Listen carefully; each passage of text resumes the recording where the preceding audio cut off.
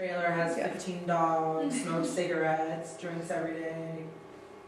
Yeah, for sure. Or if someone calls and says, I'm homeless, we just had a client that was homeless, what immediately goes to your head?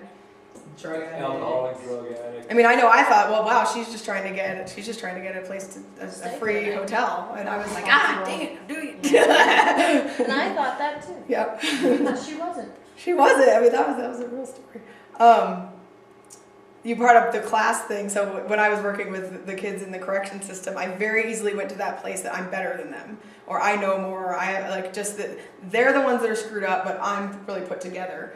And certainly that's not going to get you anywhere as a counselor. So the best thing you can do is find those commonalities immediately, where you can find connection with them and find where you're better or not better, where you're the same as them.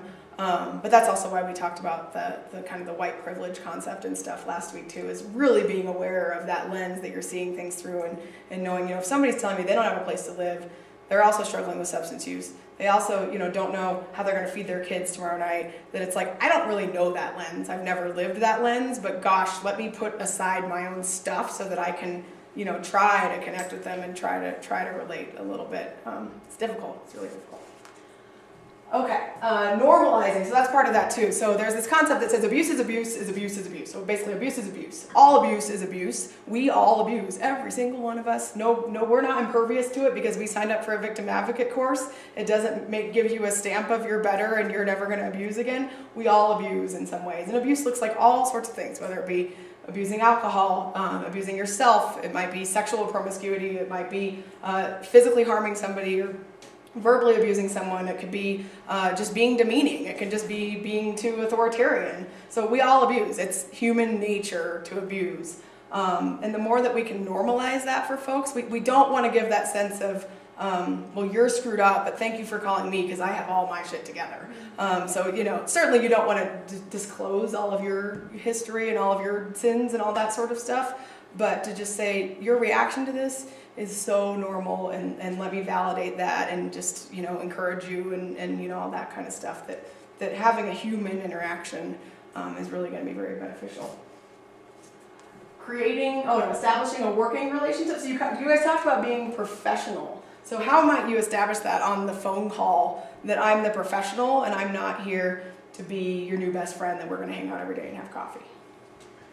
We have to establish those boundaries we talked about, for starters. And I certainly don't have the answers because you're sitting on the phone and we're all being new at this. But it's I don't know. But we have to be able to set up boundaries.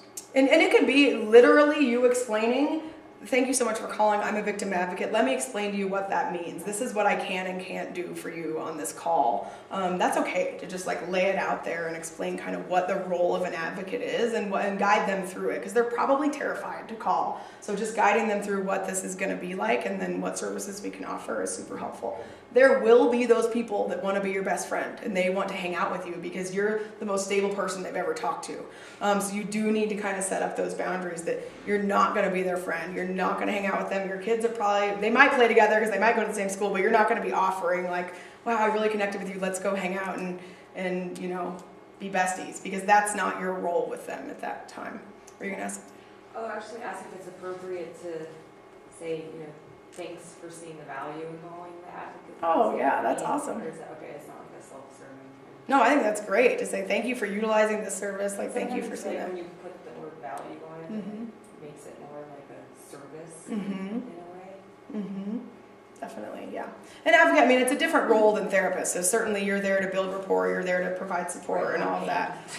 It's really just more, again, about that protecting yourself and protecting them. You're going to be tempted, especially, some cases you just get so into. You're going to be tempted to want to be Facebook friends with these folks. And it's just, thinking about what is really going to help them through this journey right now. I think it's doing establishing the working relationship, being professional is something that, as an advocate, you just have to maintain that.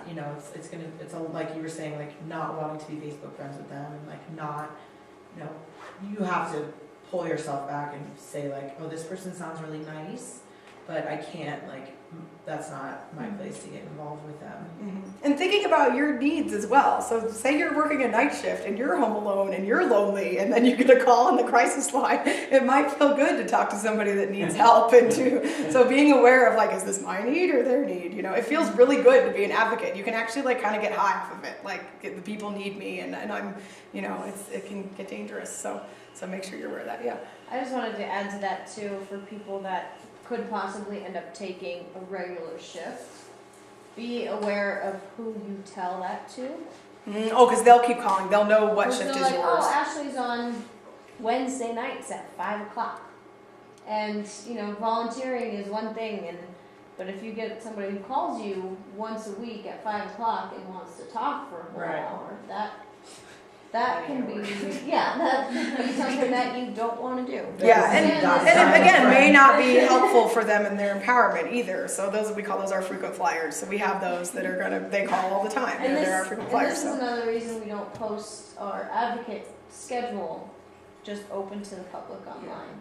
Just in case we have those people that, oh, I really like Jill. I'm gonna call her because she's on tonight. And also, it might make you feel special, but also keep that little voice that says this might not be the best thing for that person. Because if you develop a special relationship for someone, you're also entering into something that can be very dangerous as well. So if they only tell you everything and you're the one I love and you're the one that really cares about me, it can be very, I mean, you see it all the time with teachers too, teachers and students, that you can get this kind of sense of serial uniqueness that only I can help them. None of the other advocates are as good as me. He calls me because he likes me the most and I'm the best at the work. We don't keep secrets in terms of like what you're doing on the advocate training and something that we need to know as staff. If you find yourself promising to keep secrets and promising to keep something, you know, that's danger zone. Usually that's when somebody that's doing something high risk. So just be aware of those special relationships because you're going to get folks that want to hook you into that kind It of almost thing. seems like it could turn into an abusive situation for the advocate also. Like if you give away too much of your personal information or, you know, you're putting yourself too much out there, then they could bring a lot of their problems to you and like maybe be stalking you and like projecting their need to have support onto you rather than empowering themselves. Right, exactly. Yeah, go ahead. And- She's like, I was I like, don't know this. just while we're kind of on this topic, does everybody here know how to block their phone number when I they saw call? that on. Oh, so if you have to call a client If back. you get disconnected or you have to call them back, I made a big mistake recently with one of my clients calling her back and not thinking that I was able to do it on my iPhone. And then had to call her back immediately, and I called her back showing my number, and now she calls me all the time. So just, if you ever have to call somebody back, try to remember to block your phone number. How do you do that? Star 67. It's, yeah, I think it's star 67, and then, so on your iPhone you can dial star 67, and then dial the number in, and then press send to go through. I used to do that on home phone. I didn't know you could do that on cell phone. Because if you dial star 69, then your number will call back the last number that called you. Like I remember doing that as a kid. And, you know, with I us at the remember office, before caller ID. if we need to unblock in our office, we have to dial star 82 to unblock our number, but I don't think you guys will ever have to do that. Yeah, and just again being aware of what you share with a client. It may feel appropriate at the time, but it may be something that comes back to haunt you. So if you say, Star 67. if you tell a story about the other night when you were working a late shift at Allred's, and then suddenly that consumer shows up at Allred's, and they say, "Oh, you told me you work at Allred's. I thought I could come by and see you because you told me about that." I mean, there's certainly ways that folks will listen. Healthy, great boundaries are not something that we're necessarily born with, and so yeah, just be aware of that kind of stuff. Okay, creating a safe environment. So what can you do on the phone in terms of creating a safe environment for that phone call? Reminding people that it's confidential within bounds or whatever, saying that, you know, you can tell me things and we can help you, so they don't feel like they're just talking to some random person who's gonna talk to everyone in town. Yeah, that's great too in terms of what we were talking about, how establishing your relationship. So that also establishes safety. I'm a professional. This is what we can offer in this call. They know it's not just Joe Schmo answering the phone call that has no specialized training. So yeah, that's good. What else to create safety? Ask them if they're in a safe place. Yeah, so certainly you want to find out their physical safety and what's going on with them.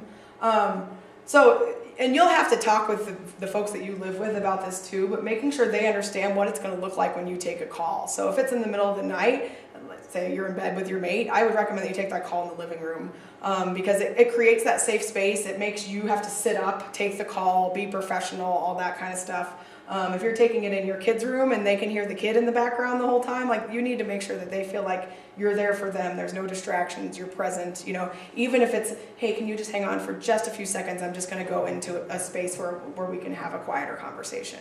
That's totally okay. So, and if you need to tap out too and say, hey, I'm going to have another advocate call you back, or one of our staff backups. If you are in a situation where you can't be present for them, don't take the call, or say that you're going to have somebody else call them back. Take the call. Yeah, take the call, but don't do the call. Okay, answer the phone, but don't continue the call, because it's so hard for them to call in the first place. We want to make sure that you're present for them, offering that safe space. Offering options and not advice. So again, it's their choice. It's your choice if you want to participate in counseling. You're not going to say, like, to that person that went through this horrible traumatic thing, like, you need to go to counseling. I'm making your appointment tomorrow. Like, you go. Even though you think that that's what they need, it needs to be their choice and their decision. And that's going to be better for their healing anyway, if it's their choice. It's not dictated for them. Helping to develop constructive coping. We're going to kind of go through that, developing coping skills. Being objective, which again is really, really hard, because we're human and we're subjective, and we're naturally going to compare their experience with our experience and our schemas in our head. So as much as possible, trying to be just like a blank slate for all of that they're sharing with you. Letting them express their full range of feelings.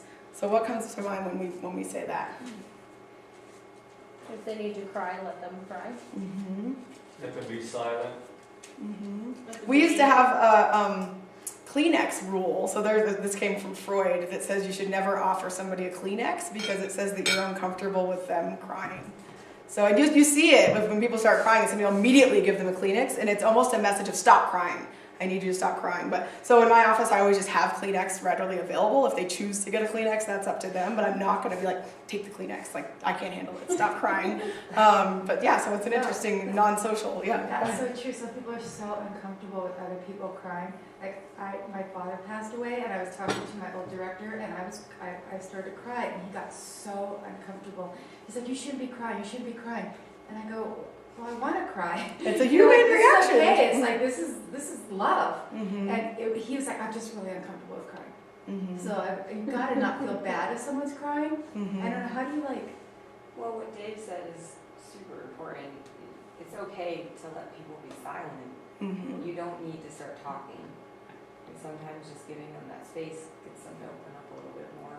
Absolutely. Yeah, I mean, as a counselor, that silence feels like it's like 30 minutes, but to that person, they might just be forming their feelings and just be able, I mean, I've had entire hour sessions that are silent, just like in Good Will Hunting, like, torture from a therapist perspective, where they're just staring at you. But there might be something going on with them, and we might be trust building during that time. So yeah, using the silence is huge, but also using the silence in a supportive way. So if I'm using that silence and I'm doing this and I'm rolling my eyes and I'm looking at my watch, that's very different than just being in the room with them. And on the phone, difficult, because you don't know what's going on the other end. So just allowing that room. So what other kinds of full ranges of feelings might there be on the other end of the phone? Anger. Mm-hmm. Anger, yelling, or it might just not make sense to you. That they're we call it inappropriate affect. So they might be like, my husband just hurt me, you don't know what to do, like very flat, that kind of thing. And Ashley being like, I don't understand, why aren't you upset? But kind of just reflecting back. So I hear this is what's happening with you, tell me more about that. Because sometimes there's a total disconnect with what's really going on. Maybe they're laughing. Oh, there might be laughing too. That's me. That is me. Totally nervous laughter, uncomfortable laughter. I can be laughing and crying at the same time because I want to make you feel okay with the story that I'm telling, even though it's horribly traumatic. Yeah. Being culturally sensitive, so we talked about this a little bit too, if there's an accent on the other end of the line, but also culture covers a wide range of things. So this is sexual orientation, religious beliefs, values, traditions. You might have like an Amish person that calls and what immediately goes into your head with that. So, it's culturally sensitive as you can be, but also not putting anyone into a box. So getting to know that person. Tell me more about that. I'd love to know more about, how these traditions play into what's going on with you. Building a supportive network, so we're going to talk about that with our safety and support planning. Advocating, so you guys did a great job with this, but educating being a big one on that. So a lot of times folks just don't know that what they're going through is normal, so we call that psychoeducation. Like, okay, I hear that you're experiencing nightmares, that's actually completely, it makes total sense with what you've been through, and let's kind of talk about what other things that you might be experiencing that, let me know if I'm on or off. I might be way off base, but just educating on kind of what might be happening for them, because it might feel totally foreign for them. Providing information, education, and referrals. So that's where that resource list comes in super handy. It's on the laminated one, right? Is that one of those cards, the resource list of who you can refer out to? And it might not be within SMRC. It might be another, have you been to the DMV, or can I help you, get to the library, whatever it is, like any sorts of resources you can connect The folks full to. list of resources is on the laminated sheet. It's in it's the green sheet in your client packet. And being aware of your own emotions and kind of how those are coming out on the call or in the meeting, and then also taking care of those emotions after the call too. We tend to stuff and put them in all different parts of our body, and so being kind of aware of what's going on with you and what you're portraying in the room. And then boundaries we talked about already. Okay, so here's some skills. Where are we in terms of time? Because we have a lot of activities that I don't know when to go to. We're gonna do a little role playing tonight, and this all has to do with role playing. So. Okay, are you guys ready for a break? Now we're going to do some of the skills, and again, this is not deep therapy work. This is just what you would do as an advocate on the phone. So first one being distress tolerance. So as much as we can do, helping them cope with what they're experiencing right then and there at that moment. And we'll talk about some activities that you can do with that. Also emotion regulation. So this is de-escalation. So if somebody's really heightened and they're really upset, whether it be crying or yelling or whatever it is, you don't want to then yell back at them and meet them where they're at, because that's likely going to make it heighten even more. So as much as we can, acknowledge where they are, but also try to bring them down a little bit. We don't want to say, you should calm down now, because what that's going to do is upset them even further. So certainly validating, I hear that you're really upset, that must be really hard for you, because when someone feels heard, they naturally start to calm down. In terms of emotion regulation, you guys have probably experienced this, but when folks are really upset or in distress, their IQ drops like 40 points, which is a lot. So we're not able to make rational decisions when we're really upset or distressed, but neither are you as an advocate on the phone. So if you're also finding yourself getting upset and distressed, your decision-making ability is going to decrease as well. So you want to make sure to kind of be aware of that. So talking really slowly and calmly, you're going to think that it's like idiotically slow and calm, to help, kind of regulate somebody's emotions can be really helpful, because often, and it might be repeating yourself too and saying, do you understand what I'm saying? To just kind of, because, you guys have been through crisis experiences, like, you're not thinking clearly, you're not able to make rational decisions, and rational decisions that you have the full strength to do if you were at your full capacity, but you're not at your full capacity at that moment. Recognizing and observing emotions without getting overwhelmed, like we said, validating, reflecting. I know Deanna talked about this last time, but you'll be shocked at how just repeating the exact words that they said back to them, they will hear them differently and feel so validated. Like literally just repeating back to them what they said. You guys heard of Carl Rogers? He's like the person-centered therapist. You can watch videos of him, and it's hilarious because literally all he does is repeat back what people say, and they'll say like, wow, I've never met somebody so awesome like you. I've never felt so connected. You're amazing. You're really helping me. And he's just reflecting back to them. Hilarious. Let's see here. Modulating emotions without behaving reactive or destructive ways. We know that. Coping thoughts. So we're going to talk about this, but helping people cope, helping people be able to manage what's going on right now in the here and now. And it's very tempting to us to jump to like next week or like, well, your husband beat you, you should just leave him. you know, like right now, you know, but it's like we need to meet them where they are right now, right here in this crisis and coping with what's going on in this moment. So in and out of your control. So oftentimes working with victims, you're gonna hear them say all of the things that are impossible.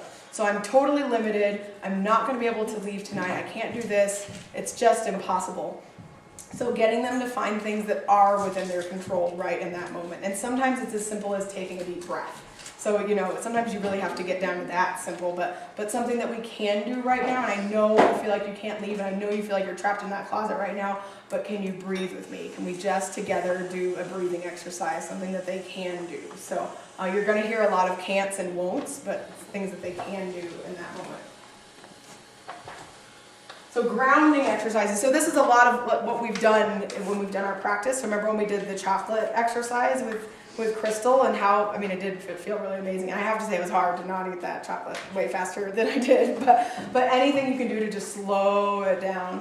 One that works really well, especially with folks that experience physical harm, we do this a lot with folks that are cutters, is can you go to the freezer and grab an ice cube? And I want you to describe to me what happens as that ice cube, you're gonna grip it in your hand as hard as you can, and describe to me how you're feeling as that ice cube melts in your hand. And it naturally takes about 5 minutes for an ice cube to melt in somebody's hand, but they will calm down, and because there's a feeling involved in it, you know, much like if I were to harm myself or have somebody harm me, it can be very, very calming. Something we don't recommend is like asking that you're so angry, why don't you go punch your pillow? Because that's aggressive, that's an aggressive motion. We don't want to match feeling aggressive or feeling out of control because somebody hurt me with hurting something else. We don't want to ask them to do something that could potentially be abusive. Handle breathing is another really good one. So taking a really deep stomach-filled breath and then blowing it out as if you're blowing out a cake full of candles, which usually has like a positive connotation for folks, sometimes it doesn't. So let's try it together. We're gonna do a really big, deep, stomach-filling breath, and then we're blowing out the whole cake of candles. And it like makes you get out all the air. And you can do it like 10 times, like then. I mean, you're gonna be relaxed if you're doing that 10 times, but if you can do it with, I mean, that's something you can do. Can you do this with me on the phone? Let's practice doing this. Other grounding things is like literally grounding. So can you take off your shoes and put your feet on the floor, and we're just gonna do something mindful. So whether it's, tell me what your relaxing place is, and I'm sure you guys have all done these kind of guided imagery exercises, but okay, so you've got your feet in the river, and it's at your grandma's house. Okay, so tell me more about your grandma's house. What does it feel like? What's the weather like outside? What do the birds sound like? Tell me more about what it feels like in your toes. And so anything where it's like really rooting them into the ground. You can also do the guided relaxation where you go through all the parts of the body. So we're naturally going to relax the feet and then the ankles and going through all the parts of the body. It sounds simple, but it's incredible. Like it's so effective. And then mindfulness exercises. So the chocolate one is a great one, but anything to kind of bring the senses in play. So even if it's, if they are sitting in the closet or they've run outside, and they're standing on a street corner, tell me what the stars look like tonight. Tell me what sounds you can hear outside. Like, what does the air smell like? Anything to bring people into what's happening right now instead of those horrible doom and gloom feelings that they're having. Does anyone else have other suggestions that work for you guys for good relaxation?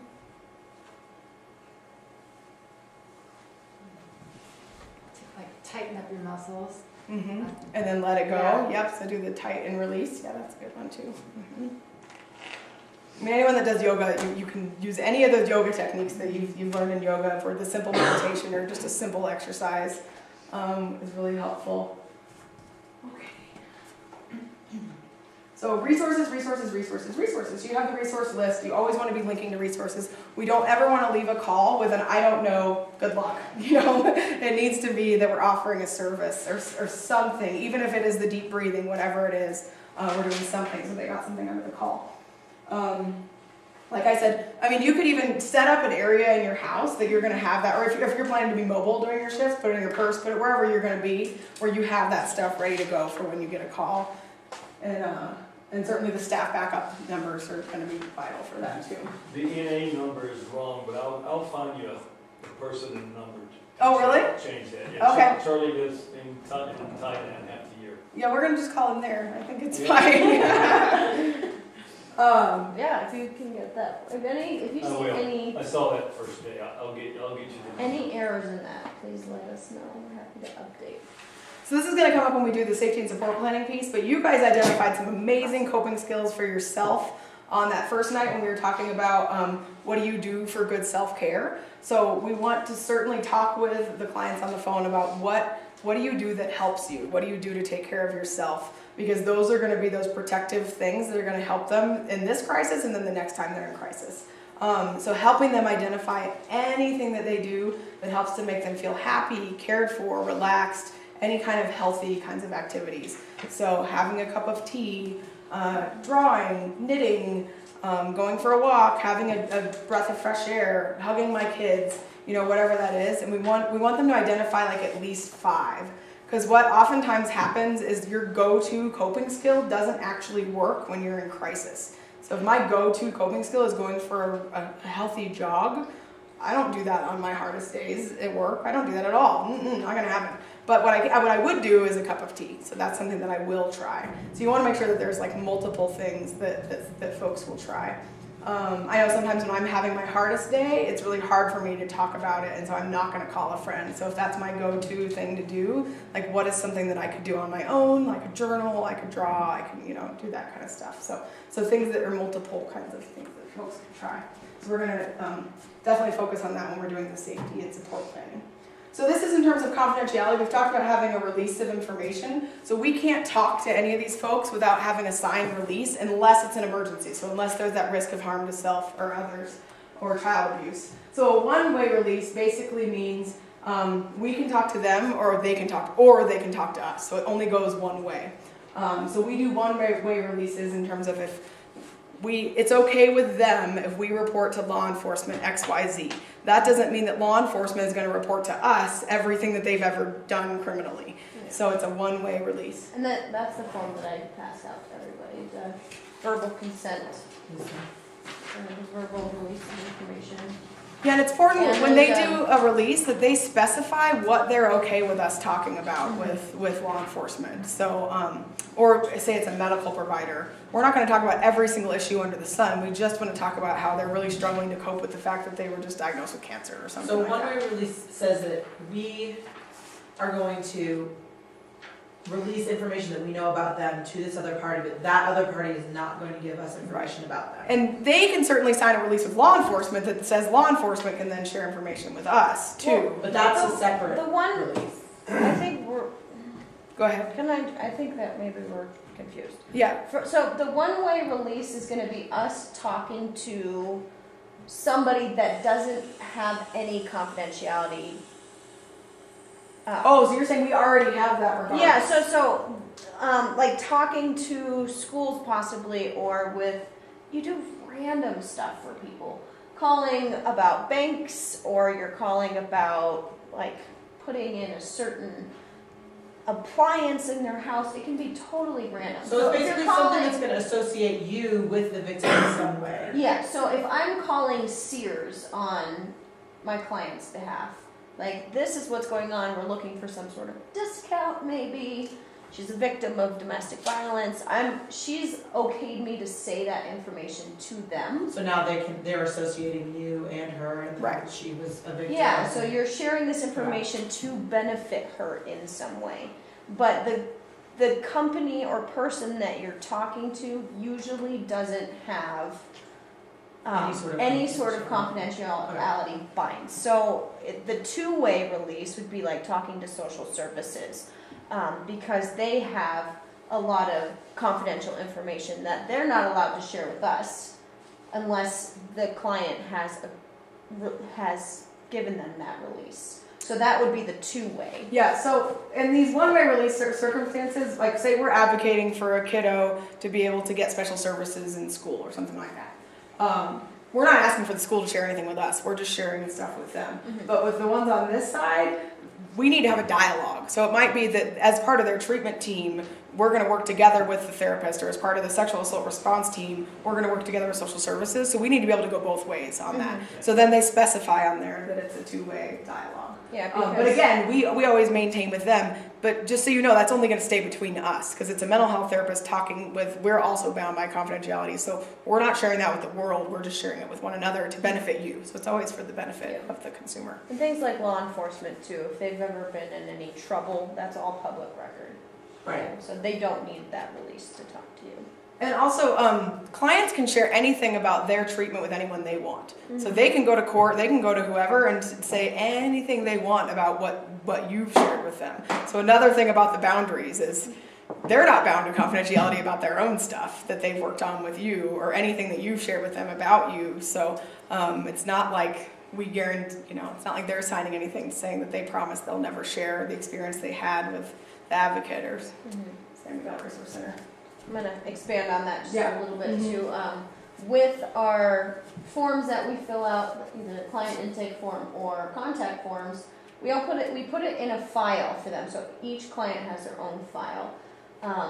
We can make copies of their file if they want it, but we do again, once this information leaves our office, we are no longer responsible for it because we don't know how many copies she's gonna make or he's gonna make or do whatnot. So Is there a form for that too? Like if you're releasing it to Mhm. the client? Yeah, so releasing that it records. says like I release that. yeah. It's And no we longer- don't recommend releasing our files to anybody, and we never give out our original files. Right. Those Yeah, always we're stay in very office. cautious about what we release, and even if there's a subpoena, we're very, very cautious about what we release. Because again, it's out of our control at that point. We'll never release somebody else's record, so if a therapist sends over their record to us, we're never going to release that. We can't be subpoenaed though. Well, it depends. It depends on the type of case, but we can be subpoenaed. We just don't have to release certain records. That was my question. Like if attorneys or somebody contacts you, like if they are going through a legal, I don't think we as advocates would ever have to deal with this. This is more just a general question. So if there is like, if a lawyer contacts you and they say, I'm representing so-and-so in a case, can I get her records, whatever, Yeah, we don't she do still that. has to sign the Yep. one-line. Yeah, we don't talk to lawyers. We don't like them. No, we would not. We can't confirm or deny that there's a client, that they're a client here, any of that kind of stuff. They would have to Yeah. say, I want you to send this over to my lawyer. Right. Yeah, so Yeah. if we've had that before, which it's kind of weird because they call them, obviously they're working with them. You know they're working with them, you know they probably can't be trusted. But You still you have to would, say. in that situation, you would be like, I cannot confirm or deny. If your client is working with us, I would have her contact us directly and release Sign that the release. information. But in that case, blah, blah, blah, blah, blah. Right.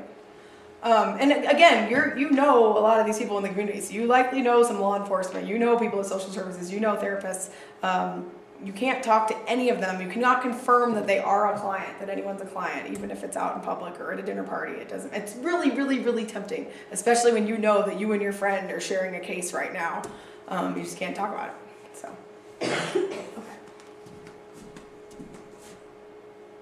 So contact forms. So do they have those? Yep, I just Okay. handed them. Okay, so these are the sample contact forms. They're pretty simple, but basically it's the what happened. So filling out, and we're going to practice some scenarios where you guys are going to fill out a contact form. But take a look at those.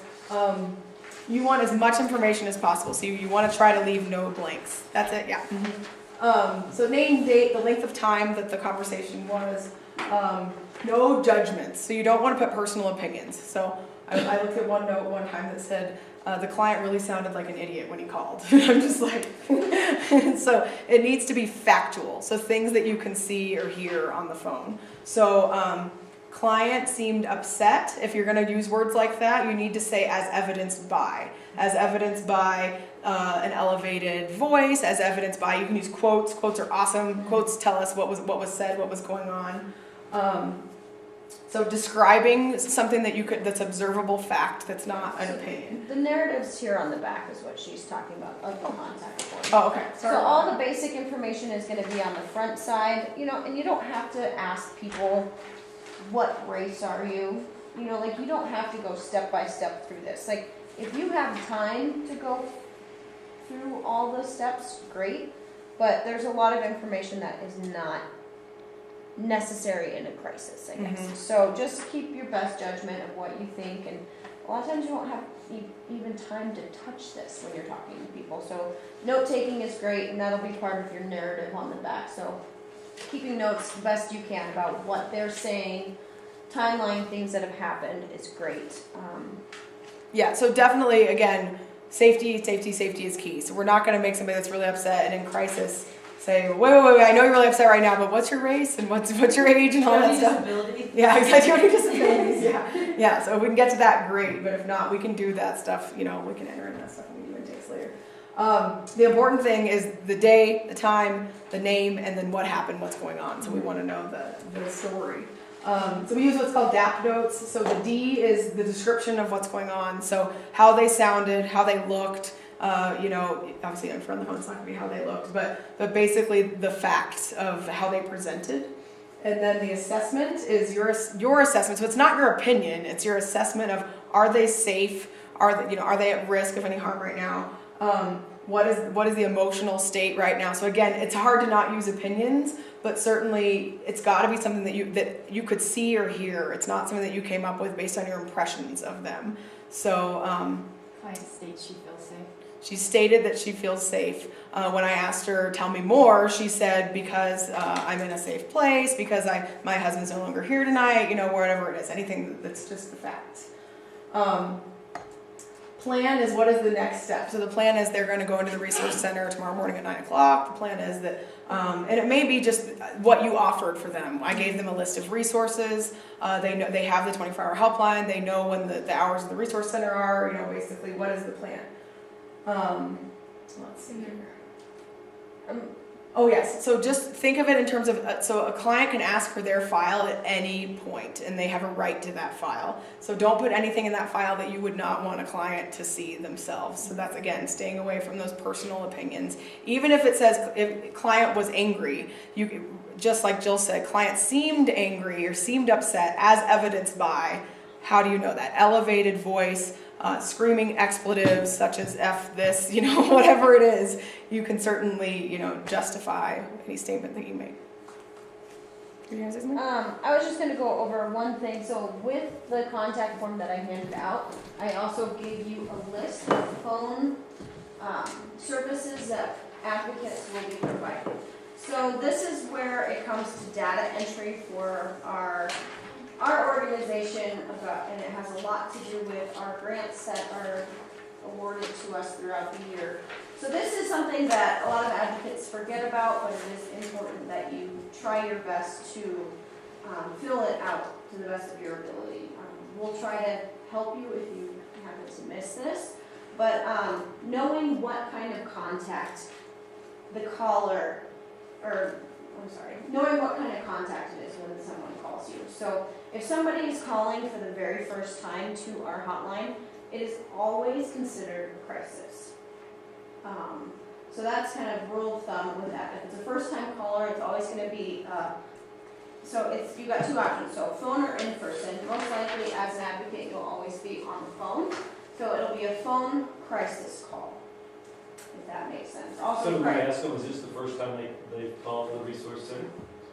You could, or sometimes they'll indicate that, I've never called before, Okay, I've done this, or whatever it may be.